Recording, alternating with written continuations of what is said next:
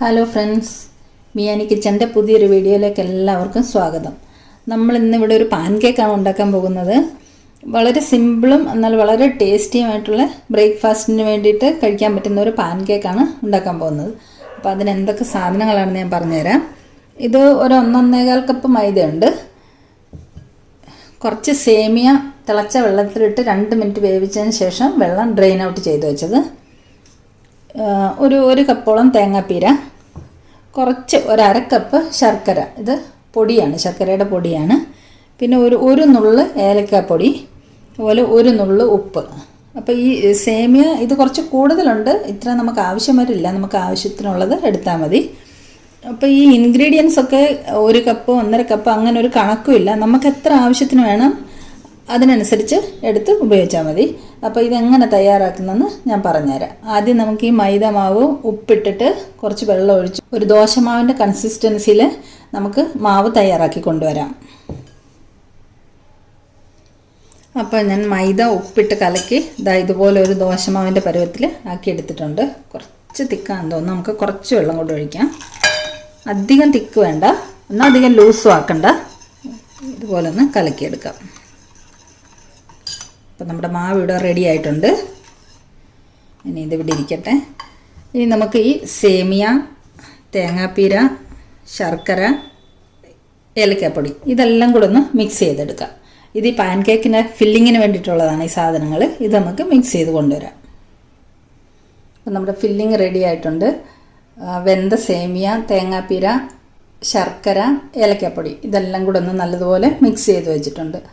സേമിയ നമ്മൾ എടുത്തു വെച്ചത് ഫുള്ള് ഞാൻ എടുത്തിട്ടില്ല, കുറച്ച് ആവശ്യം വന്നിട്ടുള്ളൂ, അതിൻ്റെ ഒരു പാതി എടുത്തിട്ടുള്ളൂ. അപ്പം ഫില്ലിങ് റെഡിയായി. ഇനി നമുക്ക് ദോശക്കല്ല് അടുപ്പത്ത് വെച്ച് തീ കത്തിക്കാം.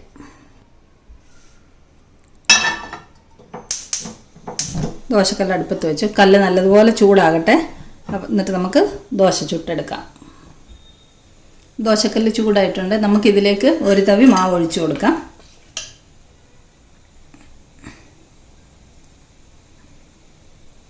ഒന്ന് പരത്തി കൊടുക്കാം.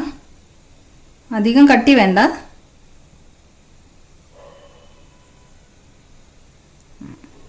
ഇനി വേവട്ടെ.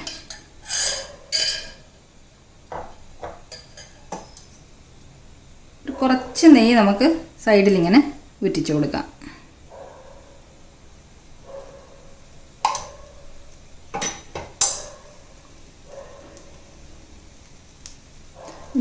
ഉൾവശം കുറച്ച് വെന്തിട്ടുണ്ട്. ഇനി നമുക്കിതിലേക്ക് ഫില്ലിങ് വെച്ച് കൊടുക്കാം. നമ്മൾ തയ്യാറാക്കി വെച്ചിരിക്കുന്ന ഫില്ലിങ് ഇതിലേക്ക് ഇങ്ങനെ നിരത്തി വെച്ച് കൊടുക്കാം.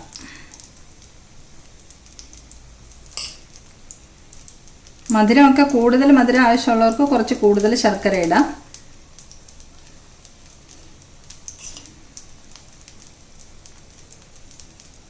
ഞാൻ കുറച്ച് കൂടുതൽ ഫില്ലിങ് വെച്ചിട്ടുണ്ട്. ആക്ച്വലി ഇത്രേൻ്റെ ആവശ്യമില്ല. ഇരിക്കട്ടെ.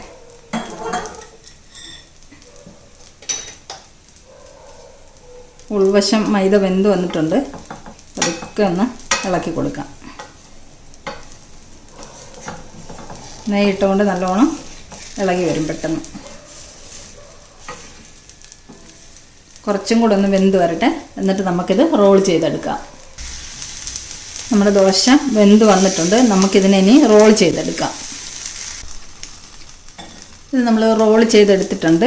ഇതിനെ മാറ്റിയിട്ട് നമുക്കിനി അടുത്ത പീസിന് മാവ് കോരി ഒഴിക്കാം. രണ്ടാമത്തേത് നമുക്ക് ചുട്ടെടുക്കാം. അതേപോലെ തന്നെ ഒരു തവി മാവ് ചെറുതായിട്ടൊന്ന് പരത്തി കൊടുക്കാം.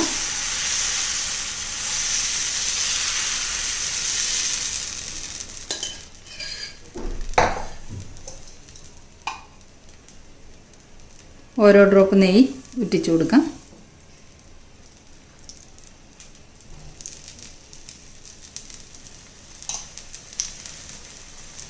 ദോശയുടെ ഉൾവശം ഒന്ന് വെന്ത് വരട്ടെ, എന്നിട്ട് നമുക്ക് ഫില്ലിങ് വെച്ച് കൊടുക്കാം.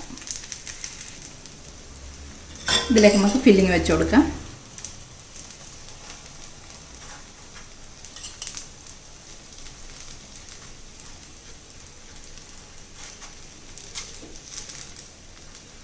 രണ്ട് മിനിറ്റ് ഒന്ന് വെന്ത് വരട്ടെ, എന്നിട്ട് ഇത് നമുക്ക് റോൾ ചെയ്തെടുക്കാം.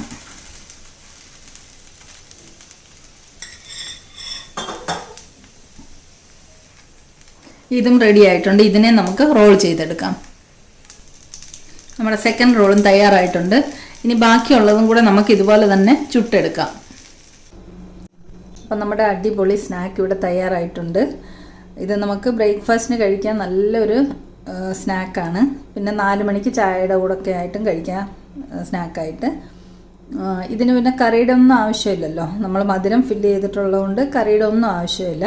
അപ്പോൾ കുട്ടികൾക്കൊക്കെ 4 മണി പലഹാരമായിട്ട് കൊടുക്കാനും ഒക്കെ ഒരുപാട് നല്ലതാണിത്. പിന്നെ സേമിയാണല്ലോ അകത്ത് ഫില്ല് ചെയ്തിരിക്കുന്നത്. പിന്നെ കുറച്ചും കൂടെ ഹെൽത്ത് കോൺഷ്യസ് ആയിട്ട് നോക്കുകയാണെങ്കിൽ നമുക്ക് മൈദ അവോയ്ഡ് ചെയ്തിട്ട് ഗോതമ്പ് പൊടി ഉപയോഗിച്ചിട്ട് ഉണ്ടാക്കാം. അപ്പോൾ ഈ വീഡിയോ എല്ലാവർക്കും ഇഷ്ടമായെന്ന് വിചാരിക്കുന്നു. ഈ റെസിപ്പി ഇഷ്ടമായെങ്കിൽ എല്ലാവരും ഒന്ന് ട്രൈ ചെയ്ത് നോക്കണം. വീഡിയോ ഇഷ്ടമായെങ്കിൽ ലൈക്ക് ചെയ്യാനും ഷെയർ ചെയ്യാനും സബ്സ്ക്രൈബ് ചെയ്യാനും മറക്കല്ലേ. അപ്പോൾ നമുക്ക് മറ്റൊരു വീഡിയോയുമായി വീണ്ടും കാണാം. താങ്ക്